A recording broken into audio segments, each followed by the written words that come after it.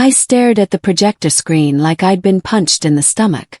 30 people sat around the conference table, watching my supervisor Adrian Blackwell present the quarterly efficiency report. My report.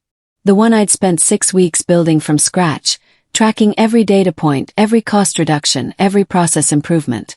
But his name sat bold at the top of every slide. "I want to thank Rachel for her support on this initiative," he said, smiling at me. The room clapped politely. Support. The word hung in the air like poison. I'd built every algorithm, written every line of code, stayed until midnight for 3 straight weeks. And he called it support. My hands trembled under the table. I gripped my pen until my knuckles went white. This wasn't a mistake. This was deliberate. This was theft dressed up as teamwork. My name is Rachel Torres, and at that moment I realized I was being erased in real time. The meeting ended 20 minutes later. People filed out, shaking his hand, congratulating him on brilliant insights. Nobody looked at me. Nobody asked questions. I sat frozen in my chair as the room emptied. My supervisor stayed behind, gathering his laptop with that same easy smile. "Great work today, Rachel," he said casually. "You really pulled through on the data collection." Data collection. I designed the entire framework. I'd identified the cost leaks nobody else saw. I'd built predictive models that saved the company $200,000 in the first quarter alone. And he reduced it to data collection. My throat felt tight. I wanted to scream. I wanted to stand up and tell everyone the truth right there. But something stopped me. Maybe it was fear. Maybe it was shock. Or maybe some deep instinct told me that fighting him publicly would only make me look bitter, emotional, difficult to work with. That afternoon we had our regular one-on-one meeting. He sat across from me in his glass-walled office, looking relaxed, almost friendly. "I know you might feel a little overlooked," he began. "But trust me, leadership notices your contributions. You don't always need your name on the presentation to get credit." I nodded slowly, forcing my face to stay neutral. Inside rage boiled. "I just want to make sure my work is accurately represented," I said carefully. He tilted his head, concern washing over his features. "Of course. But remember, in corporate environments, it's about the team. When the team succeeds, we all succeed." His words sounded reasonable. Collaborative. But I saw the calculation behind his eyes. He was rewriting reality, making me doubt whether I even deserved recognition. Smiled. Thanked him. And I started planning. Over the next 2 weeks, I noticed the pattern deepen. He would ask me for reports, then forward them to executives with his own edits. Small changes. A word here, a sentence there. Just enough to make the final version slightly less precise, slightly less polished. When executives asked questions, he'd explain that I was still learning, still developing my communication skills. He praised me constantly in private, then undermined me systematically in public. I started doubting myself. Had I really done the analysis correctly? Was I missing something obvious? I pulled up my original files late one night, cross-referencing every number. Everything was perfect. The errors only appeared after his edits. He wasn't improving my work. He was sabotaging it just enough to make me look incompetent while he looked like the patient mentor cleaning up my mistakes. Approvals started disappearing. I'd submit requests for database access, software licenses, budget allocations. They'd sit in his queue for days, sometimes weeks. When I followed up, he'd apologize, claim he forgot, promise to handle it immediately. Then nothing would happen. Meetings I scheduled got cancelled without explanation. Messages I sent to leadership went unanswered, and I later discovered he had intercepted them, responding on my behalf with vague deflections. Every step forward I tried to take, he quietly blocked, but always in ways that left no clear evidence. Always with plausible deniability. "Oh, I must have missed that email. The system must have glitched. I thought you knew about the meeting change." He was dismantling my ability to work while maintaining the appearance of supportive management. 3 weeks after the all-hands meeting, He appeared at my desk at 6:30 on a Friday evening. "I need you to run an analysis tonight," he said. "Client presentation Monday morning. Critical." I looked at the request. It wasn't on any project plan. It wasn't in my workload forecast. It was completely new. "I didn't know we had this client deliverable," I said. He frowned slightly. "It just came up. Can you handle it or not?" The implication was clear. Refuse and I'd look uncommitted. Lazy. Not a team player. I stayed until 2 in the morning, building the analysis he requested. I delivered it Sunday afternoon, comprehensive and polished. Monday morning, he presented my work to the client, then pulled me aside afterward.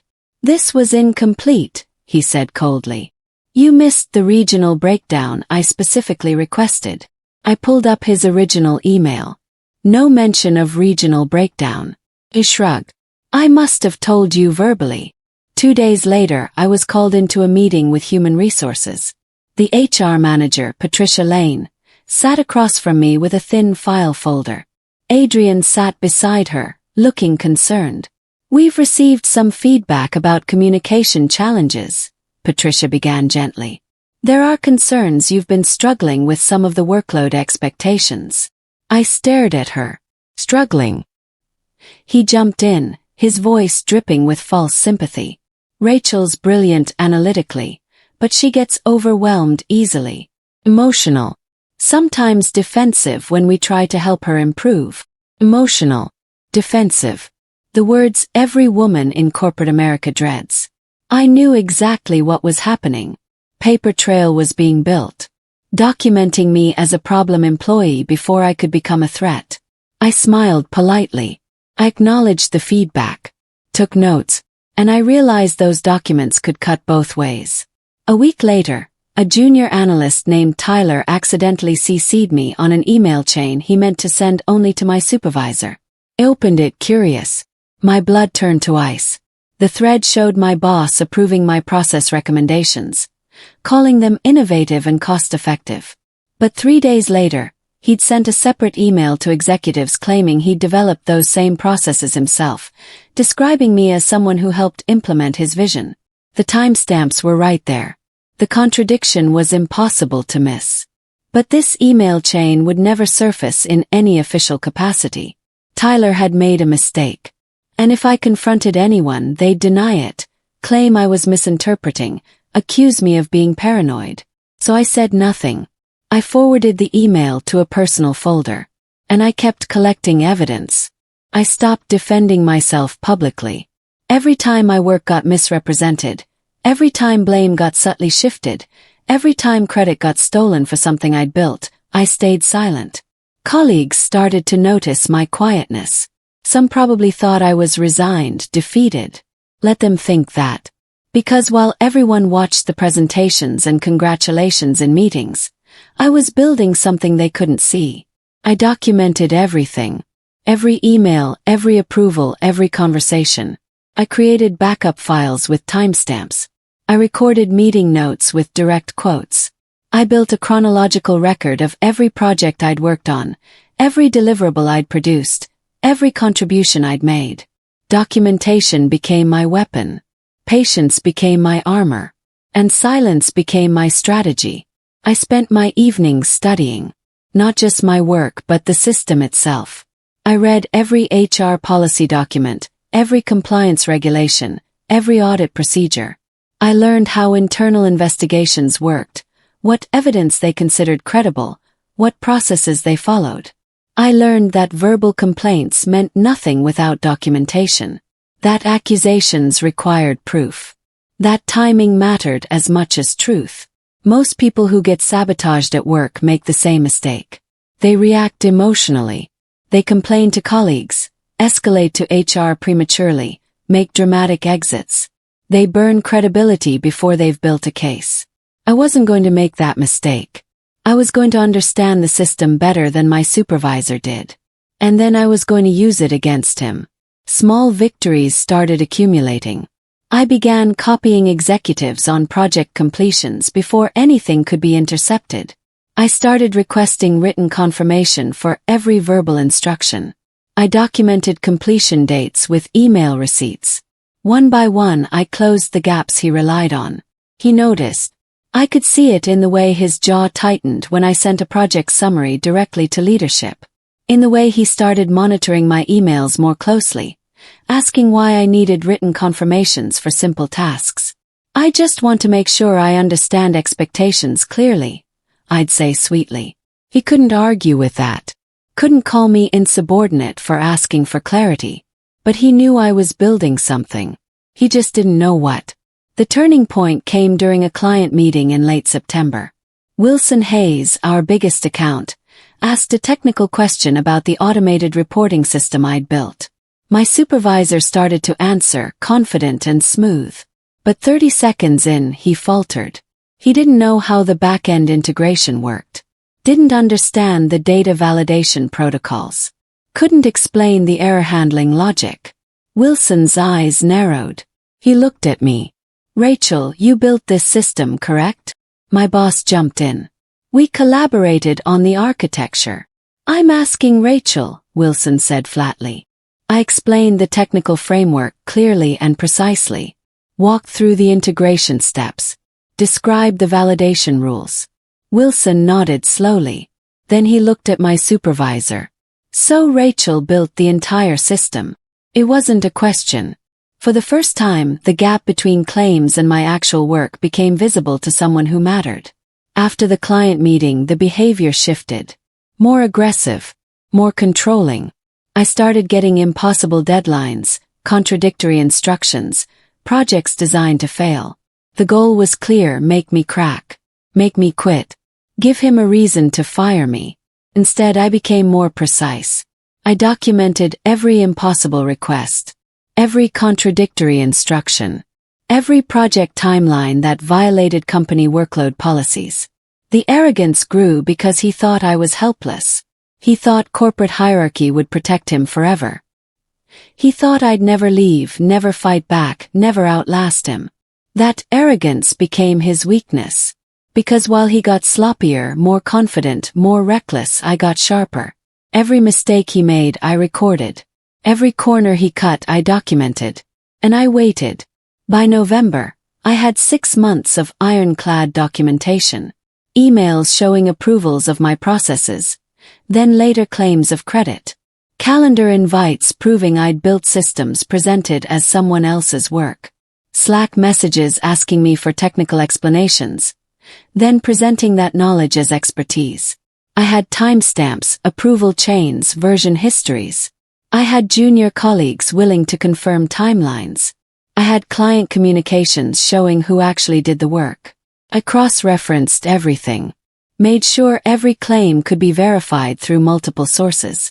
Made sure nothing could be dismissed as opinion or interpretation. The paper trail wasn't just strong. It was bulletproof. And I still didn't use it. Because I was waiting for the right moment.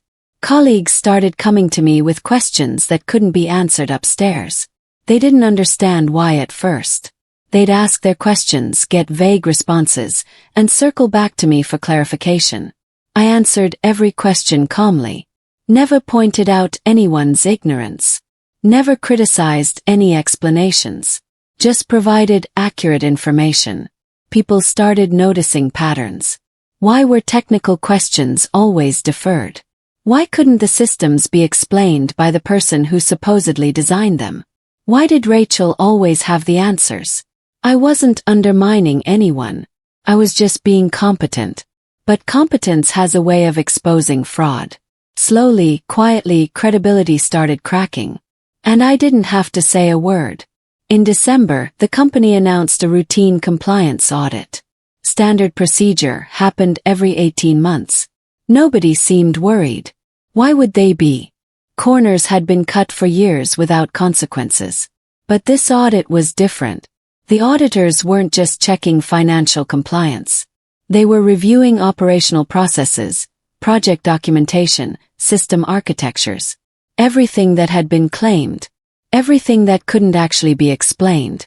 The audit team started asking questions. Who approved this workflow? Who built this integration?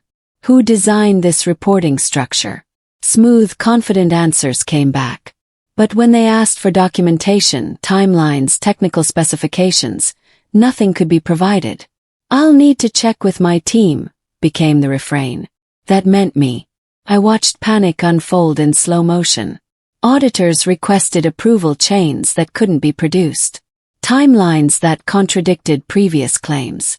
Technical documentation showing my name on every build log, every version control commit, every system update. The spin attempted to claim collaborative work made individual contributions hard to track.